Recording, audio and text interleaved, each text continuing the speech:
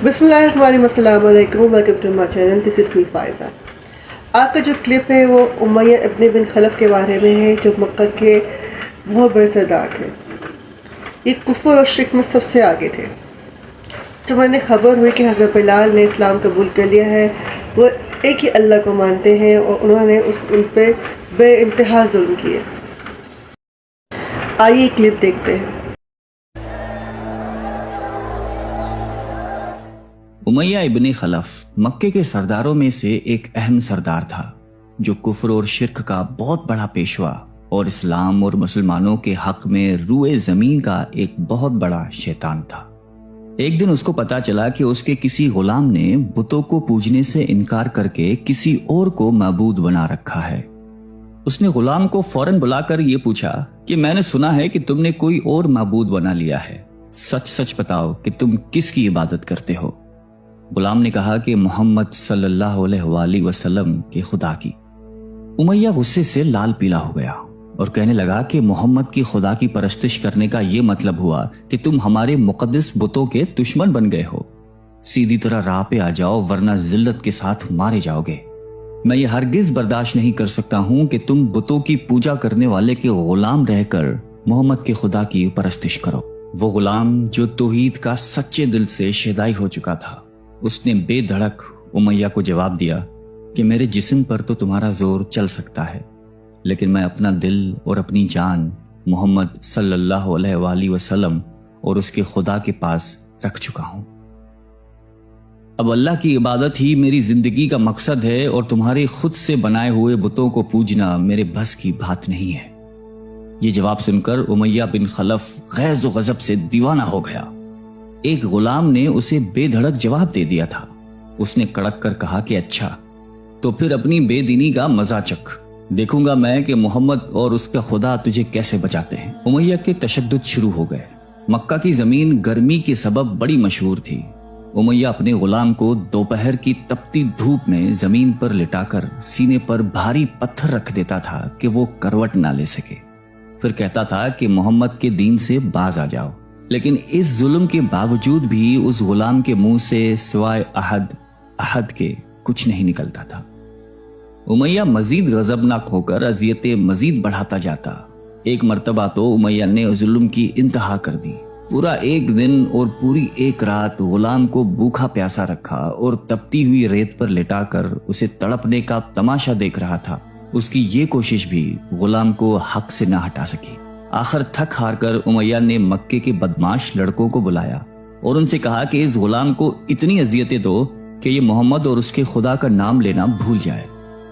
ये लड़के उमैया की खुशी हासिल करने के लिए उस बेबस गुलाम को बुरी तरह मारते पीटते थे। जिस्म के कपड़े उतरवाकर लोहे की चादरें पहनाकर तपती धूप में खड़ा कर देते थे, लेकिन गुलाम की जबान से अहद अहद के सिवा कुछ नहीं निकलता था। इस्लाम की राह में ये बेपनाह अजियतें सहने वाले सहाबी कोई और नहीं बल्कि हजरत बिलाल हबशी रजी अल्लाह ताला अन्हु थे। इन्हीं जुल्म सितम के दौरान एक दिन हजरत अबू बकर सिद्दीक रजी अल्लाह ताला अन्हु का उधर से गुजर हुआ। आप रजी अल्लाह ताला अन्हु ने उमैया से फरमाया कि ए उमैया, इस बेकस और मजलूम पर इतने जुल्म सितम ना कर। उसने तुम्हारा क्या बिगाड़ा है? वो खुदाए वाहिद की इबादत करता है। अगर तू इस पर एहसान करे तो ये एहसान आखिरत में तेरे काम आएगा। उस पर उमैया ने निहायत हकारत से कहा कि मैं तुम्हारी इस ख्याली आखिरत के दिन को नहीं मानता। जो मेरे दिल में आएगा मैं तो वही करूंगा। सिद्दीक अकबर उस जवाब पर काफी अफसरदा हुए, लेकिन फिर भी आप रजी अल्लाह ताला अन्हु ने उसे समझाया कि इस मजलूम पर जुल्म सितम के पहाड़ तोड़ना तेरी शायान शान नहीं है। जिस पर उमैया ने तंग आकर कहा कि अगर तुम इसके इतने हमदर्द हो तो इसे खरीद क्यों नहीं लेते।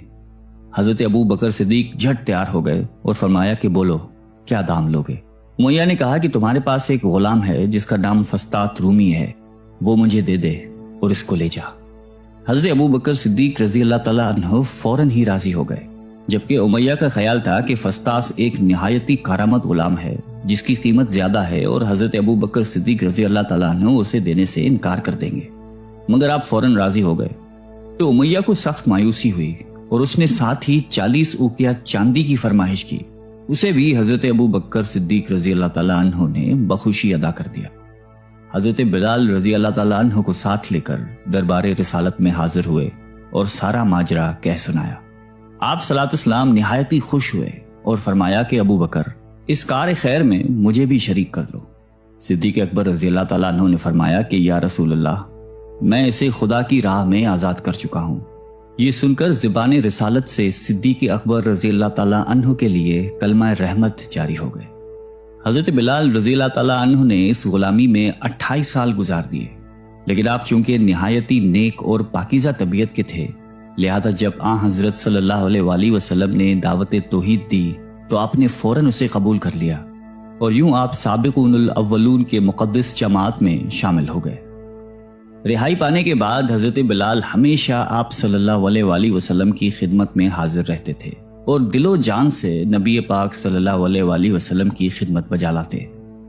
آپ صلی اللہ علیہ وسلم حضرت بلال کو کسی بھی چیز کا حکم دیتے تو آپ اپنی جان بھی لڑا دیتے۔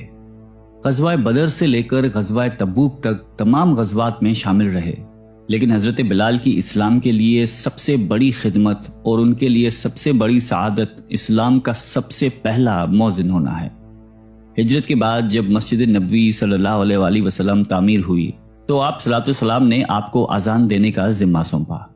آپ کی آواز نہایت ہی دل نشیں تھی اور اس میں ایک ایسی تاثیر تھی کہ اذان کی آواز سن کر لوگ سب کام چھوڑ چھاڑ کر مسجد کی طرف دوڑتے۔ 8 ہجری میں جب مکہ فتح ہوا تو کعبے کو بتوں سے پاک کرنے کے بعد آپ صلی اللہ علیہ وسلم نے حضرت بلال سے فرمایا کہ اے بلال، کعبے کی چھت پر کھڑے ہو کر اذان دو، اور یہ مبارک سلسلہ آن حضور صلی اللہ علیہ وآلہ وسلم کی حیات مبارکہ تک اسی محبت اور عقیدت کے ساتھ جاری رہا۔ لیکن 11 ہجری میں جب آپ صلی اللہ علیہ وسلم نے سفر آخرت اختیار کر لیا تو اس عاشق رسول صلی اللہ علیہ وآلہ وسلم پر غم کا پہاڑ ٹوٹ پڑا، اور مدینے میں رہنا اب آپ کے لیے دشوار ہو گیا۔ آپ کو ہر وقت پیارے نبی صلی اللہ علیہ وآلہ وسلم کی یاد ستاتی رہتی تھی۔ آپ صلی اللہ علیہ وسلم سے آپ نے سنا ہوا تھا کہ مومن کے لیے سب سے افضل عمل جہاد فی سبیل اللہ ہے، لہٰذا آپ رضی اللہ تعالیٰ عنہ خلیفہ اول حضرت ابو بکر صدیق کی خدمت میں حاضر ہوئے اور جہاد پر جانے کی اجازت طلب کی، لیکن حضرت ابو بکر صدیق رضی اللہ تعالیٰ عنہ نے آپ کو خدا کا واسطہ دے کر کہا کہ مجھے اس بڑھاپے میں تنہا چھوڑ کر مت جاؤ۔ تو حضرت بلال نے اس شرط پر ابو بکر صدیق رضی اللہ تعالیٰ عنہ کی بات مان لی کہ اب وہ رسول اللہ کے بعد کسی کے لیے اذان نہیں دیں گے۔ حضرت ابو بکر صدیق رضی اللہ تعالیٰ عنہ نے ان کی یہ بات مان لی، لیکن آپ کے دور خلافت کے بعد خلیفہ دوم حضرت فاروق اعظم رضی اللہ تعالیٰ عنہ کے دور میں بھی جب بیت المقدس کی تسخیر کے لیے شام جانا پڑا تو وہاں عیسائیوں سے صلح نامہ طے پانے کے بعد حضرت عمر فاروق رضی اللہ تعالیٰ عنہ نے ایک خطبہ دیا اور حضرت بلال سے درخواست کی کہ آج جبکہ قبلہ اول پر توحید کا پرچم لہرا دیا ہے تو اس با عظمت موقع پر اگر آپ اذان دیں تو ہم آپ کے مشکور رہیں گے۔ حضرت بلال نے یہی اذان دینی شروع کی تو صحابہ کرام کو عہد نبوی کی مبارک یاد تازہ ہو گئی اور ان پر رخت طاری ہو گئی۔ شام کے معرکے کے بعد حضرت بلال نے شام ہی کے ایک گاؤں میں رہائش اختیار کر لی، کیونکہ مدینے میں ہر وقت آپ کو آپ صلی اللہ علیہ وسلم کی یاد ستاتی رہتی تھی۔ لیکن ایک دن آپ نے خواب میں آپ صلی اللہ علیہ وسلم کی زیارت کی۔ آپ ان سے فرما رہے تھے کہ اے بلال، کیا ابھی وقت نہیں آیا کہ تم ہماری زیارت کے لیے آؤ؟ اس خواب نے آپ کو بہت تڑپا دیا اور آپ بیتاب ہو کر فوراً مدینے روانہ ہوئے۔ مدینے پہنچ کر حضرت بلال نے روزہ اقدس پر حاضری دی اور اس درد سے روئے کہ حاضرین بھی اشکبار ہو گئے۔